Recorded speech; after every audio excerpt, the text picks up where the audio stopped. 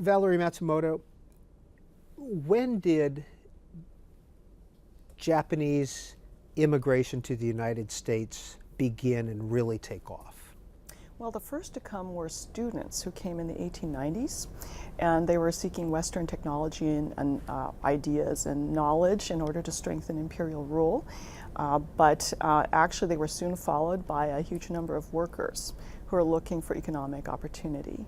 And so the first went to Hawaii, but then by the 1900s, more were coming to the continental United States. How big was that wave? We're talking, well, it's easier to kind of go work backward, but by the eve of World War II, there were about 120,000 Japanese Americans, 2/3 of whom were American born and in the continental United States, and about 150,000 in Hawaii. So again, on the eve of World War II, 120,000 Japanese Americans in the United States. Yeah, who were in fact incarcerated. And then there were several thousand in the East Coast who were not. When one hears the terms Issei and Nisei, what do those mean? Issei means literally first generation, and it refers to the Japanese immigrants. Nisei literally means second generation, and it refers to the U.S. citizen, American-born children of the Issei. So is there a third generation, name for a third generation as well? Why, there certainly is. That is Sansei, that is third generation, and I am in fact one of the third generation. So your grandparents came to the States, is what Yes, that means? they did. When did they come? Do you know? What do you know about their My history? mother's father came over 100 years ago. And there are different family stories about why he came, possibly seeking to escape conscription into the Imperial Army, maybe, but certainly seeking economic opportunity as coming from a rather poor rural family. And he went back when he was he was a teenager at the time, and he went back when he was about 21. No, I take that back. I'm sorry, I'm messing up my own history. He went back considerably later when he had earned enough money to bring back a wife. So my grandmother was much younger. My father's parents were both teenagers from a small fishing area who came, I think, when they were about 15 and 17. So about 100 years ago is when they came as well? They came in the late 19 teens. Okay, so nearly 100 years ago. Yeah. Did they become citizens ever? Were they allowed to become citizens? The Japanese immigrants were able to become citizens in 1952 with the McCarran-Walter Act being passed. And I believe that one set of grandparents chose to, and one set of grandparents never got around to it. What about your parents? When were they born, and did they live here in Southern California? My parents were both born in 1926, and my father's family lived in Orange County, but he actually was born in Gresham, Oregon, where my grandfather had done a range of things. He had worked as a hops picker, he was a lumberjack for a while, and he did a waiter, he did many things. They ended up farming in Southern California. And so my mother was born in Northern California, in Oakland. Valerie Matsumoto is a professor at UCLA, and Book TV is on location at the University of California, Los Angeles, talking with some professors about their books. But you didn't know we were going to do your family history prior to getting into your book, which is called City Girls. We want to show that to you now. During World War II, where were your parents? My mother's family was first incarcerated in the Tanforan Assembly Center, and then they were sent to the Topaz Camp in Utah. My father's family was sent to the Santa Anita Assembly Center, and they ended up in the largest of the camps, which was the Poston Camp in Arizona. And as luck would have it, both of those assembly centers began as racetracks. So in both camps, people were living in horse stalls that had been only just recently vacated by the horses. Did your parents, did they talk about this? My father did not talk about it, but my mother has told me many stories about her experiences. Well, who were the city girls that you're talking about in your book?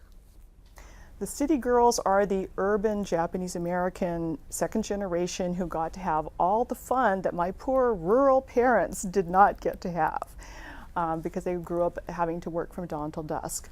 And the city girls are the second generation The Niseis. Nisei girls and young women who grew up in Southern California, who were able to participate in a wide range of extensive youth clubs. Many of them sponsored by churches, the YMCA, YWCA, Girl Scouts, USA, and a host of other organizations. Professor Matsumoto, your book runs from 1920 to 1950. Japanese Americans didn't get citizenship until 1952, or is that just the Issei, just the first generation? That is the first generation, the immigrants, because of the United States birthright citizenship. Their children, the second generation, were American citizens by birth. And so it was they who were able to gain title to, for example, land. They were the ones who were able to vote and to participate politically. Were they total California girls? Absolutely. So yes, these are, as you can see from the cover, this particular group are the Tartanettes. They were a group that was founded under the auspices of the Union Church, and they were affiliated with the YWCA.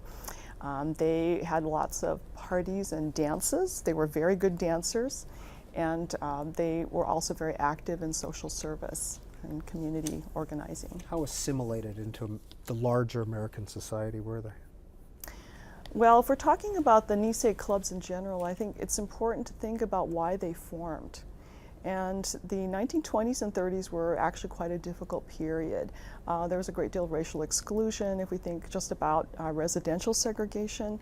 And certainly for young people, they weren't always welcome in extracurricular activities and organizations.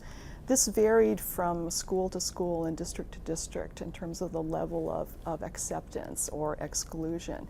But I think that fact that by 1940 there were something like 400 Nisei youth clubs gives testimony to the kind of difficulties they faced in gaining acceptance in the larger society, and also that they weren't always welcome in other high school or post-high school organizations. What's the long-term effect of these clubs?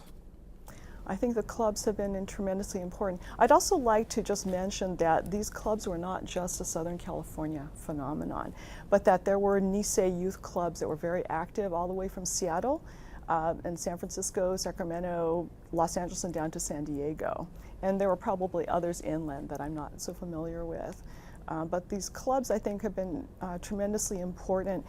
Many scholars have wondered why it was that the Japanese American community was able to rebuild relatively steadily after their incarceration during World War II.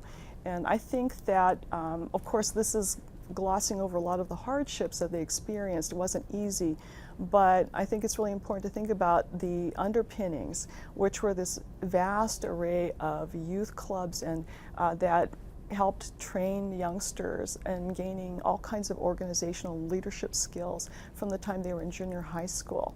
Because many urban Nisei were in these clubs, and they learned how to organize bake sales and fundraise and put together a plan for the year to set goals and to reach them from a very early age. And these the networks continued on for high school students, for those who were either going to college or who were college age, young singles, and on. And so I think that we can see women's participation in these being particularly prominent in the pre-war period, and in the same way we can see that they were very active in the post-war period. One of the most interesting, I'd say, manifestations is how many women became very involved in the post-war redress movement of the 1970s and 80s. Both on grassroots levels, mobilizing community groups, but also being involved in legislative lobbying. Was your mother a Nisei? Yes, my mother. I mean, was she in a Nisei club? No, alas. My mother wishes she had been in a Nisei club, but again, she grew up in rural East Oakland, and so she was doing a lot of farm work. and they, didn't have, the access to transportation like the